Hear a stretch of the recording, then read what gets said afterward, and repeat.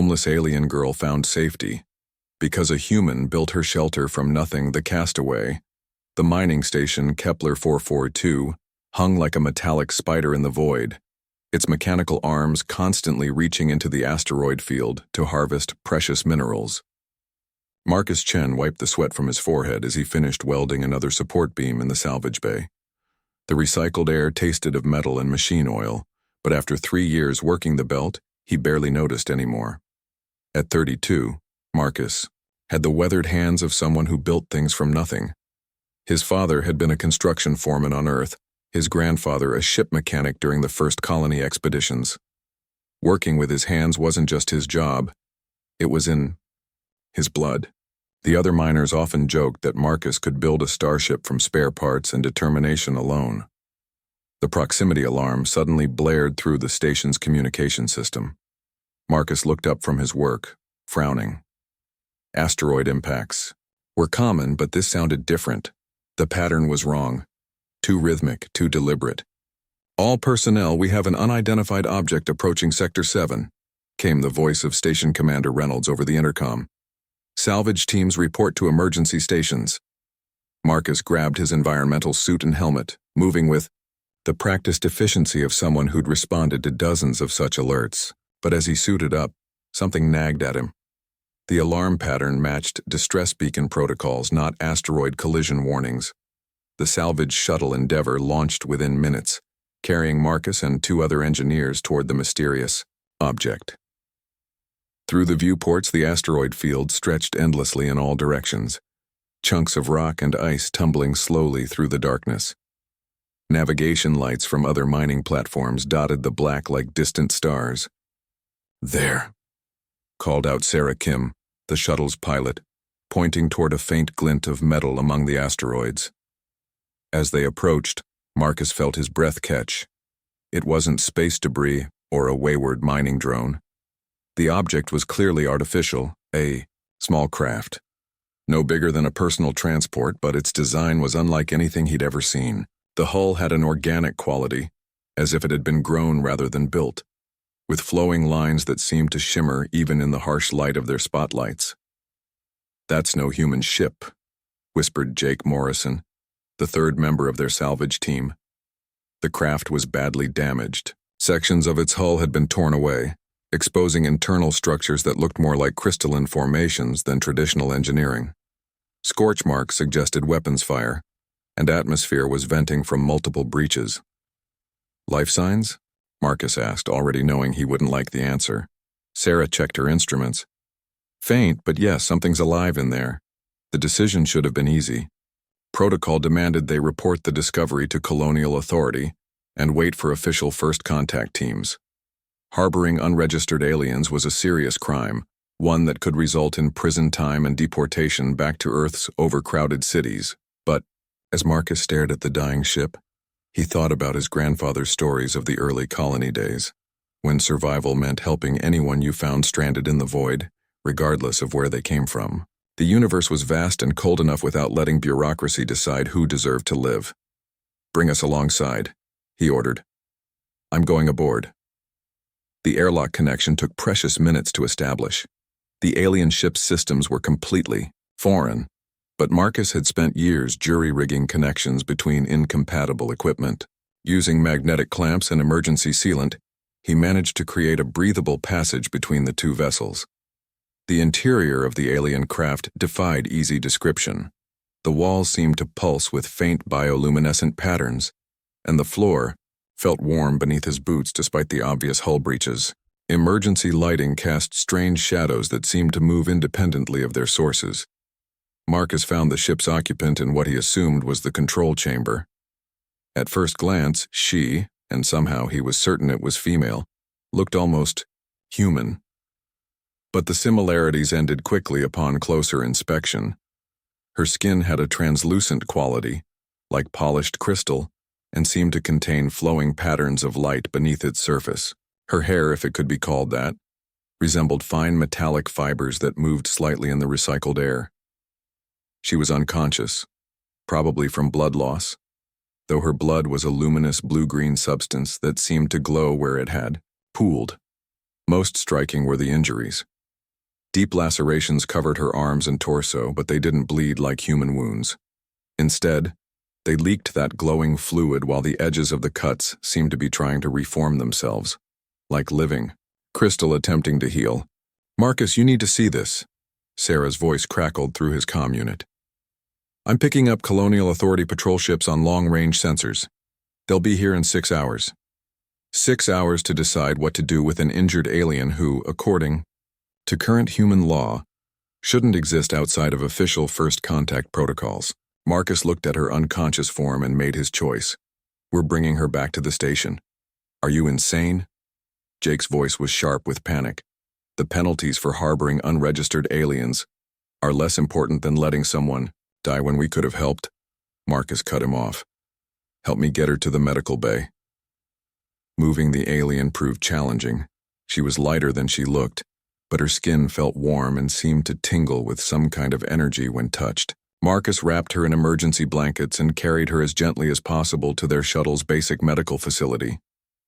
During the short trip back to Kepler 442, he studied her more closely. Her face, while clearly non-human, held an expression of peaceful vulnerability that reminded him somehow of his younger sister sleeping after childhood nightmares.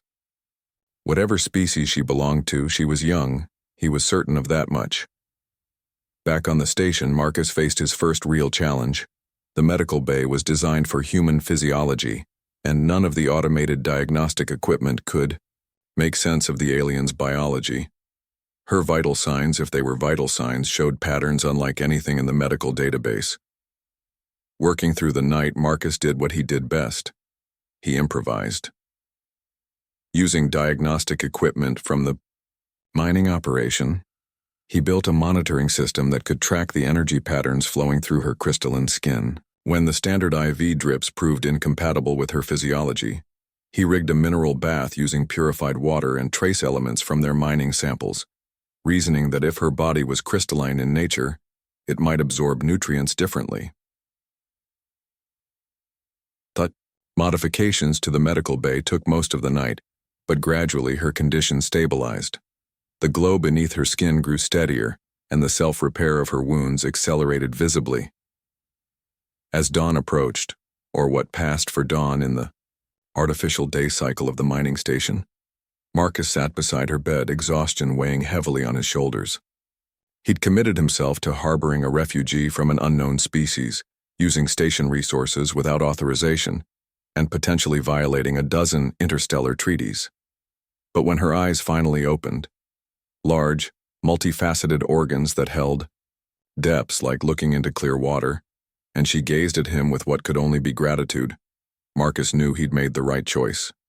She tried to speak, producing musical tones that were clearly language but completely incomprehensible. Marcus held up his hands in what he hoped was a universal gesture of peace and pointed to himself. "Marcus," he said slowly. She seemed to understand, pressing one translucent hand to her own chest. The sound she made was like wind chimes in a gentle breeze, but Marcus thought he caught the essential pattern. "Zara," he repeated, and saw something that might have been a smile cross her features. The communication barrier would be significant, but Marcus had faced worse challenges. What mattered now was keeping her safe until he could figure out where she'd come from and why her ship had been destroyed. As he prepared to explain her presence to the station commander, Marcus realized this was only the beginning. Corporate authority ships would arrive soon with questions he couldn't answer and demands he wouldn't meet. But looking at Zara as she tried to sit up, her crystalline features reflecting the medical bay's lights in patterns of hope and determination, Marcus felt the familiar satisfaction of a job well started. He'd built temporary solutions before. Now he needed to build something more permanent, a place where someone who'd lost everything could finally feel safe. Foundation of Hope. The first real conversation between Marcus and Zara happened 3 days after her rescue, facilitated by the station's basic translation software and a lot of patience. Marcus had rigged the medical bay's computer to analyze the musical patterns of her speech, slowly building a rudimentary dictionary of common words and concepts. Commander Reynolds had been surprisingly understanding about the situation, perhaps because the Colonial Authority patrol ships had arrived, asking pointed questions about refugee tracking operations, rather than standard first contact protocols. It became clear that Zara wasn't the first of her kind that humans had encountered, just the first to survive long enough to be found. "My people are called Valix," she explained through the halting translation system, her voice creating harmonious tones that the computer rendered into flat, mechanical English. We're from the crystal worlds of the Kepler 438 system." Marcus leaned forward in his chair beside her medical bed. The past few days had been a crash course in xenobiology, as he'd worked to understand her physiology well enough to help her heal. Her crystalline structure wasn't just cosmetic.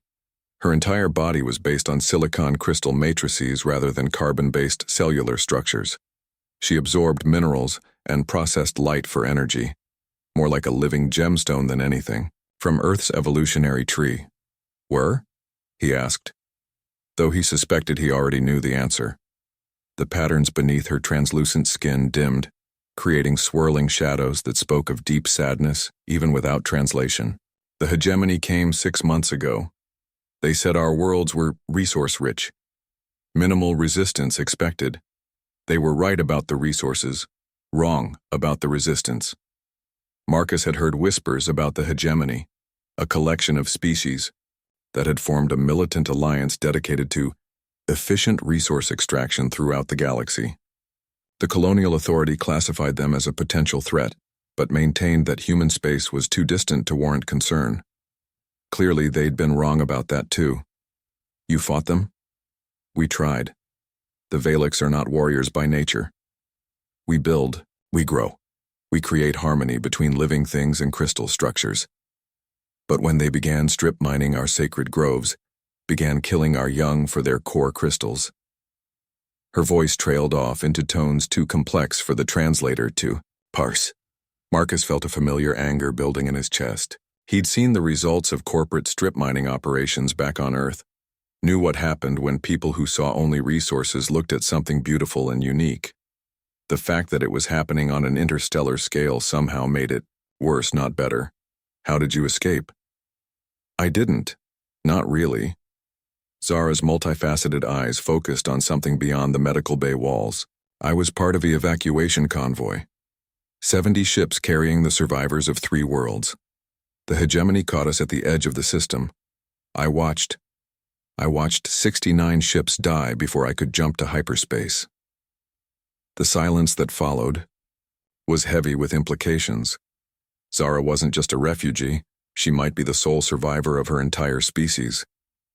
Marcus reached out without thinking, placing his hand gently over hers. Her crystalline skin was warm and seemed to pulse with soft light at the contact. "You're safe now, I promise you that." "Safe?" The word came out with harmonics that suggested bitter laughter. "The hegemony doesn't stop hunting. They track refugees across star systems. I've been running for 6 months, but they keep finding me. This station, your people. I've brought danger to you just by being here. Then we'll deal with that danger when it comes," Marcus said firmly. "Right now you need to focus on healing." But even as he said the words, Marcus was already thinking about long-term solutions. The medical bay was temporary at best, and Zara's unique physiology meant she couldn't simply blend into human society. She needed specialized shelter, something that could accommodate her crystal-based biology while keeping her hidden from hegemony scouts.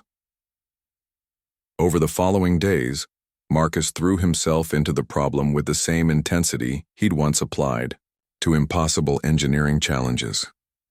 Using salvaged materials from the mining operation, he began designing a habitat specifically tailored to Zara's needs.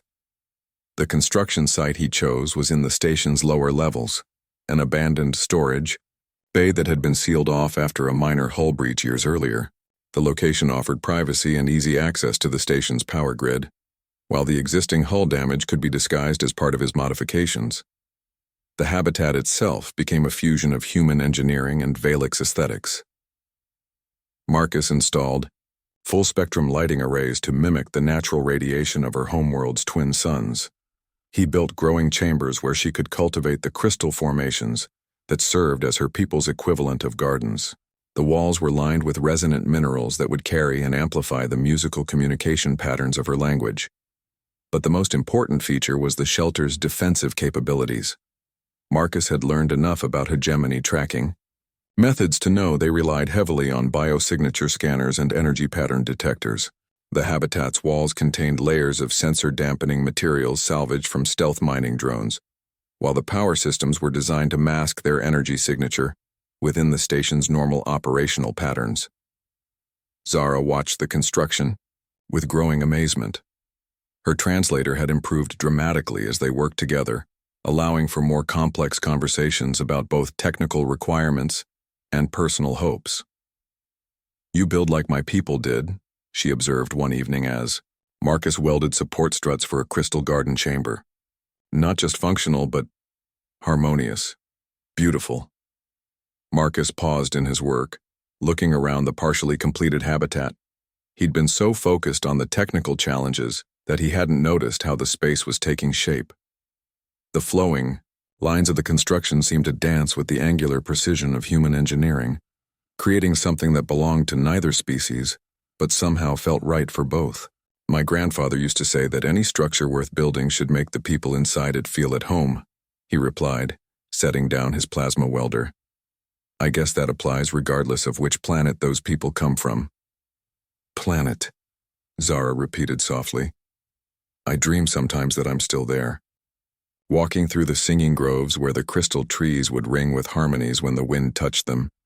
Swimming in the mineral pools where young Valix would learn to shape their first crystal gardens." She moved to one of the growing chambers Marcus had built, running her fingers along the resonant stone surfaces. Where she touched, faint patterns of light appeared and faded, like ripples in a luminous pond. "I'll never see any of it again," she continued. "The hegemony doesn't leave worlds behind when they're finished with them. They strip everything of value and leave dead rock." Marcus watched her trace patterns in the stone, seeing how the simple act of touching her homeland's minerals brought light to her crystalline features.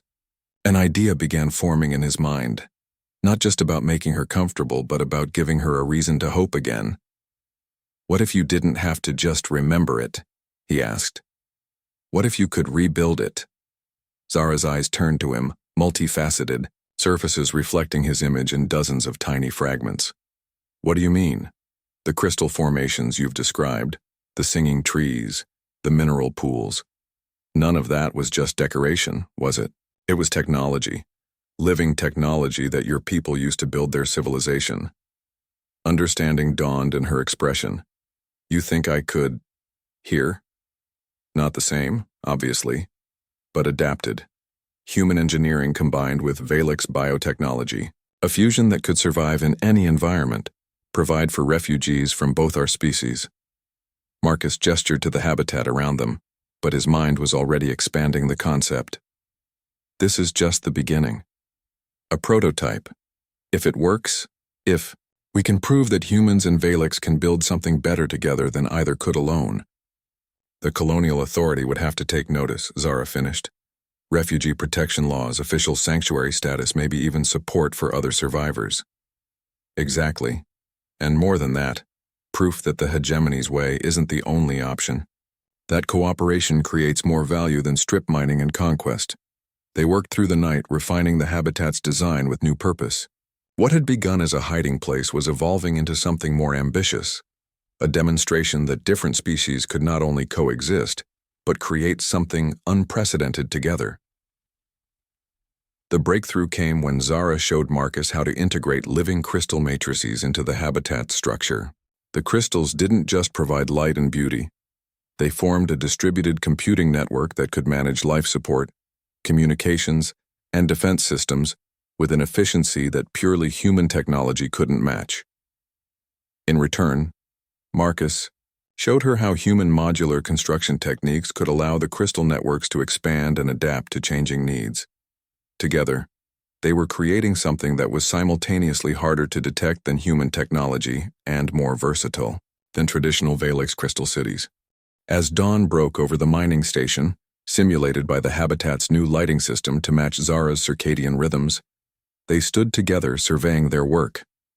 The space had been transformed from an abandoned storage bay into something that belonged in neither human space nor the destroyed Valix worlds, but somehow felt like home to both of them. "It's beautiful," Zara said, her voice carrying harmonics of wonder and hope that needed no translation. Marcus nodded, but his attention was already turning to practical concerns. They'd created something remarkable, but now they had to protect it. The hegemony scouts that had been hunting Zara would eventually track her here, and when they did, the entire mining station would be at risk. But looking at the impossible fusion of technologies around them, Marcus felt confident they could handle whatever came next.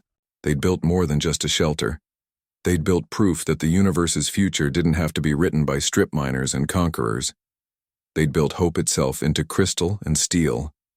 Standing together, the warning came at 0347 station time, delivered by the automated long-range sensors that monitored the asteroid field's approaches. Commander Reynolds's voice echoed through the habitat's crystal communication network, carrying an edge of controlled panic that Marcus had never heard. From the veteran officer, "All senior staff to the command center. We have multiple contacts approaching from Vector 77 Alpha.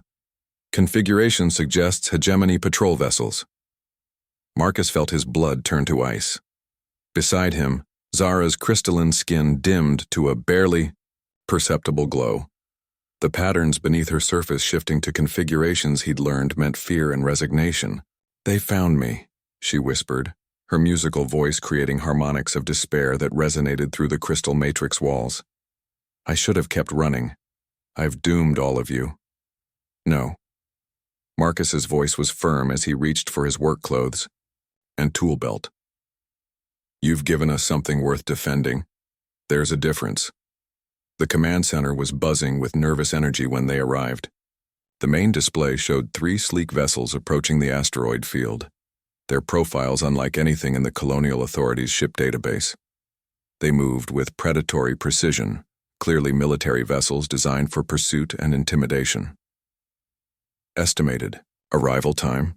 Marcus asked, studying the tactical display with engineers' eyes that automatically cataloged potential weaknesses in the approaching ship's designs.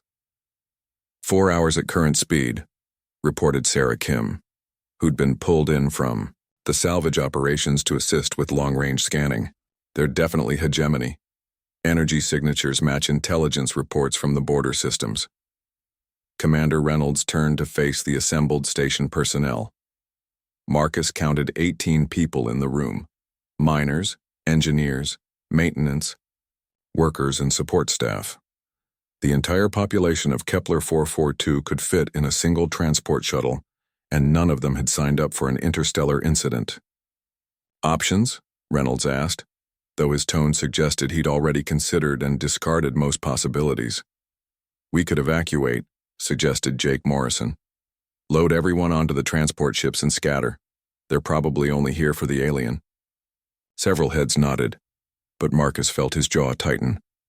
The practical part of his mind acknowledged that evacuation made sense, but the same stubborn streak that had driven him to help Zara in the first place rebelled against the idea of abandoning everything they'd built here.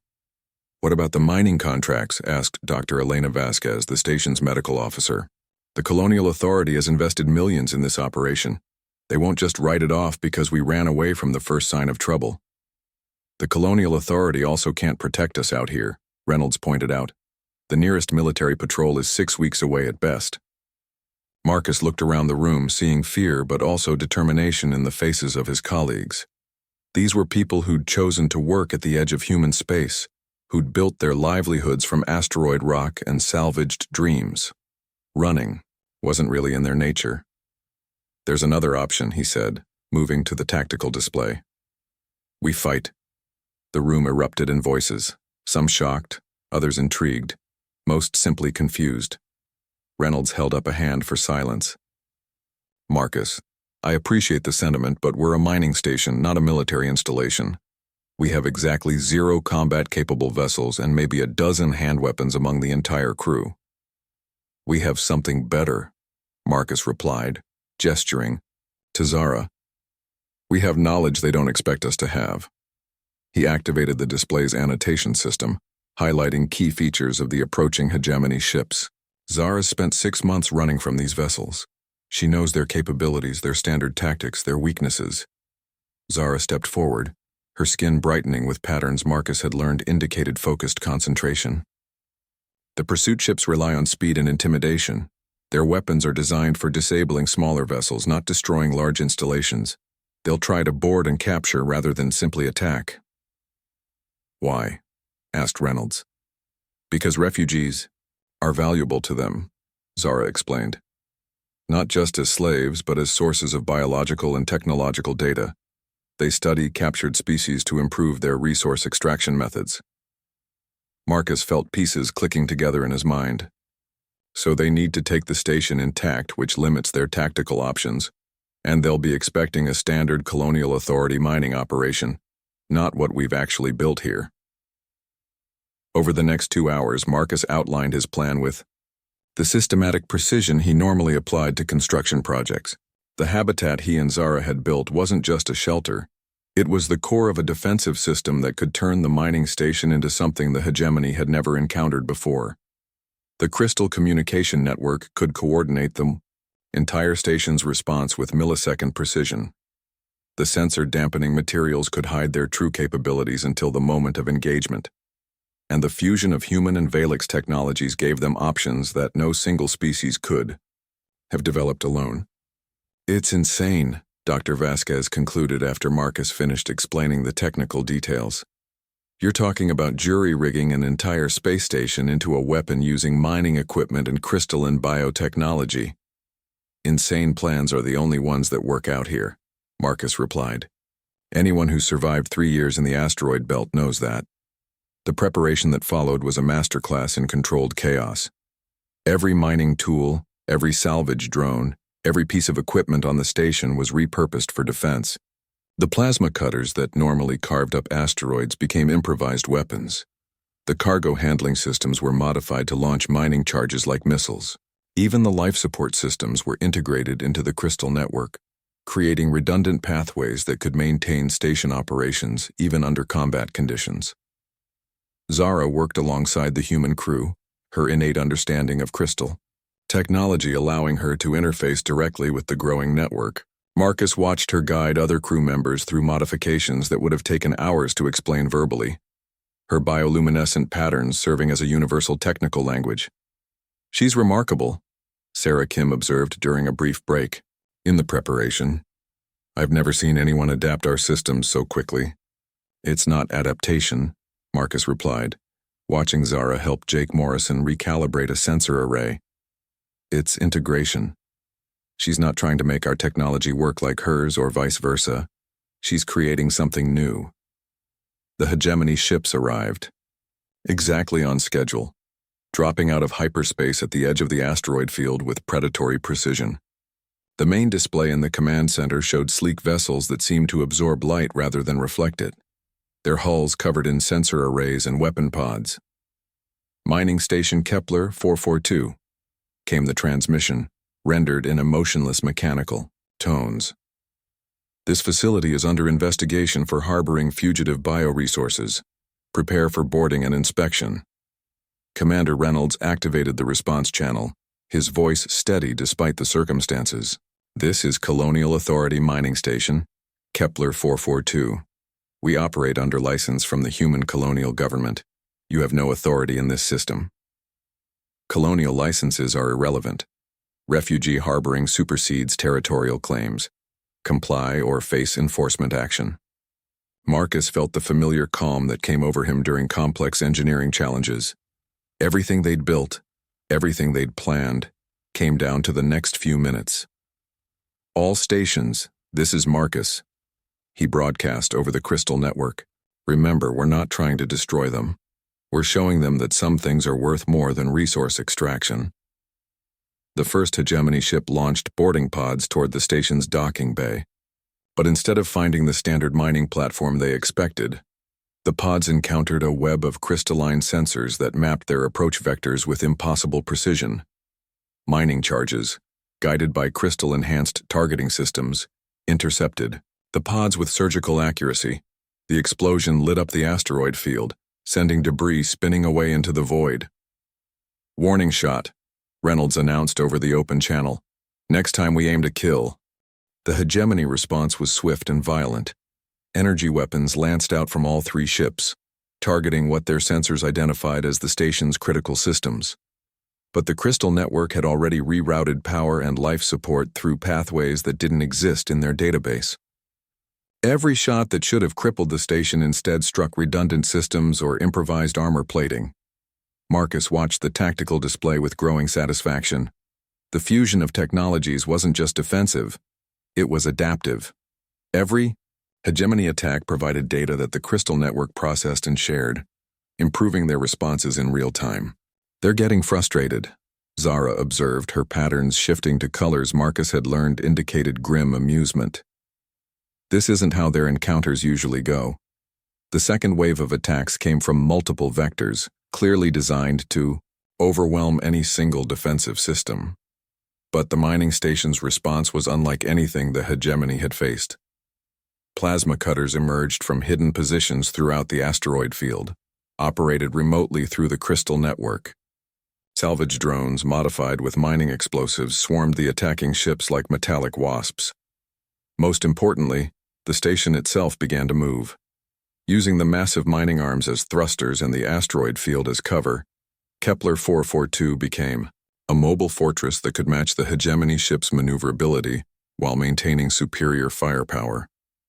The battle that followed would later be studied in colonial military academies as an example of adaptive tactics and technological integration.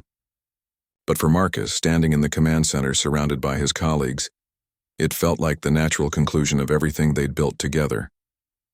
When the last hegemony ship limped away into hyperspace, leaving debris and defeat scattered through the asteroid field, the command center erupted in cheers. But Marcus found himself looking at Zara, whose crystalline features reflected the tactical displays in patterns of hope and wonder. "It's over?" she asked. "This part is," Marcus confirmed. "But I think it's just the beginning of something bigger." The official colonial authority response arrived 3 weeks later, carried by a full diplomatic vessel rather than a simple patrol ship.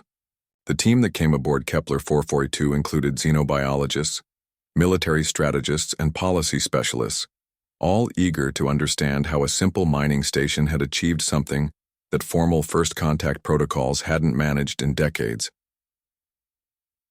The habitat that Marcus and Zara had built became the centerpiece of a new initiative, the Integration Project.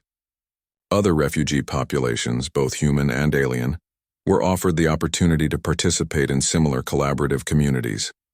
The crystal-enhanced technologies developed at Kepler 442 became the foundation for a new approach to interstellar civilization, one based on cooperation rather than competition.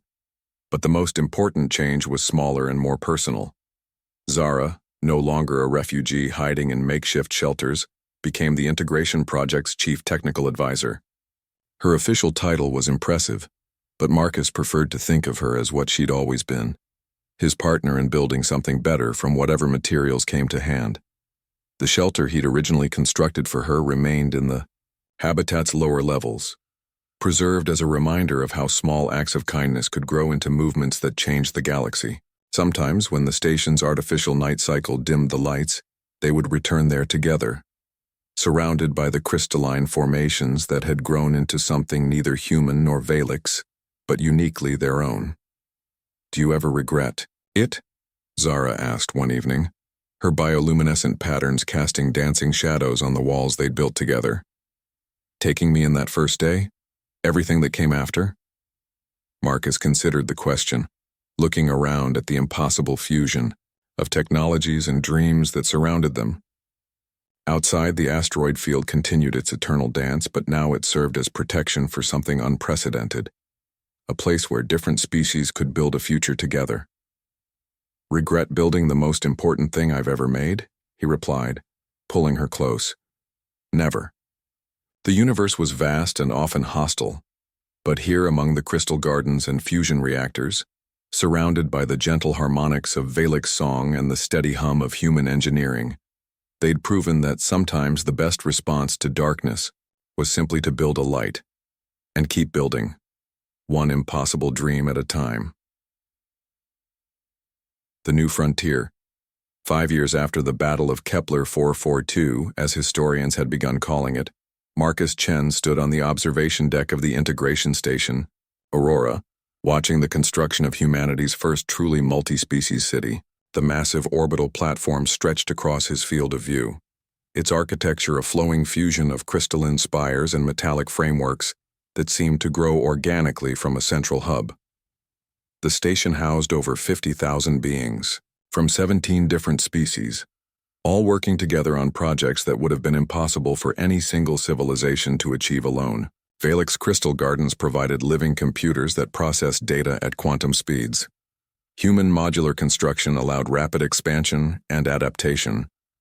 Aquatic cetaceans from the water worlds contributed bioluminescent communication networks that spanned entire solar systems. Each species brought something unique to the whole, but success, Marcus had learned, brought its own complications. The Terran Colonial Council is getting nervous, Commander Sarah Kim reported, joining him at the viewport. She'd been promoted to serve as Aurora's military liaison after her distinguished service during the hegemony conflict. They're calling for human oversight of all integration project activities. Marcus frowned, watching a construction crew that included humans, Valix, and the insectoid Klaxons working together to install a new habitat ring. Oversight of what exactly? We're building faster and more efficiently than any single species project in colonial history. That's exactly what makes them nervous. The integration project isn't dependent on Earth's industrial base anymore. We're developing technologies they can't control or fully understand. Sarah's voice carried the frustration of someone caught between military duty and personal conviction. The irony wasn't lost on Marcus.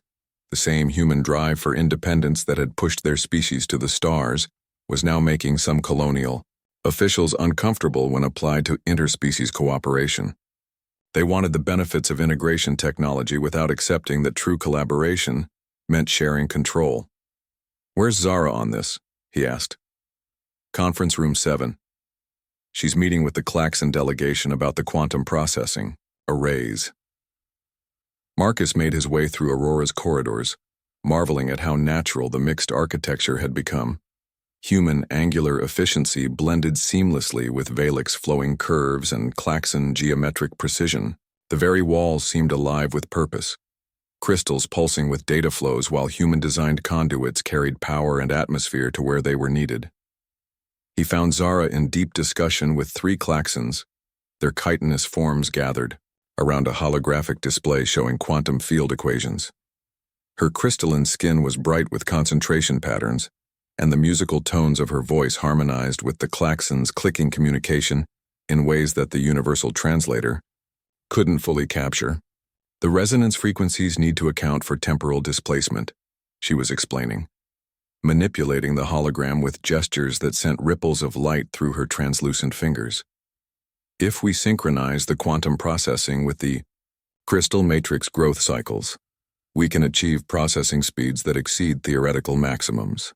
The lead Klaxon, whose name roughly translated as "swift thought across darkness," clicked approvingly. "The harmony of biological and technological systems. Your species' approach to living technology is illuminating." Marcus waited until the technical discussion concluded before approaching. Even after 5 years, watching Zara work with other species filled him with pride. She'd evolved from a desperate refugee to one of the galaxy's foremost experts in biotechnological integration, but she still carried herself with the same graceful determination that had first caught his attention. "How bad is the political situation?" she asked once they were alone, her empathic abilities allowing her to read his mood through subtle cues. "Bad enough that we need to start planning for the worst-case scenario," Marcus replied. "The Colonial Council is talking about reviewing our charter. That usually means they're looking for legal grounds to shut us down." Zara's skin patterns shifted to configurations he'd learned indicated analytical thinking mixed with concern. "They're afraid that integration project technology will make human colonies too independent. But they can't simply shut us down without provoking a crisis with our alien partners. Unless they find a way to frame it as a security issue," Marcus pointed out. unauthorized technology transfer, potential alien infiltration, failure to maintain proper human oversight. There are a dozen regulations they could invoke if they wanted to. Full authorization for expanded integration project operations, he read from the official document, including authority to establish permanent multi-species colonies and develop new integration technologies without prior Colonial Council approval. We won, Zara said simply.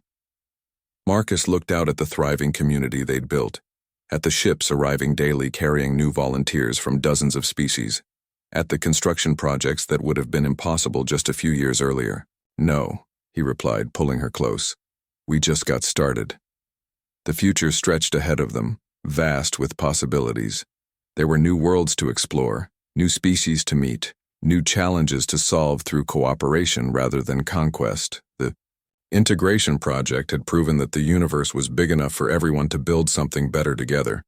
And Marcus Chen, who had started by building a simple shelter for a refugee in need, was ready to help construct whatever came next.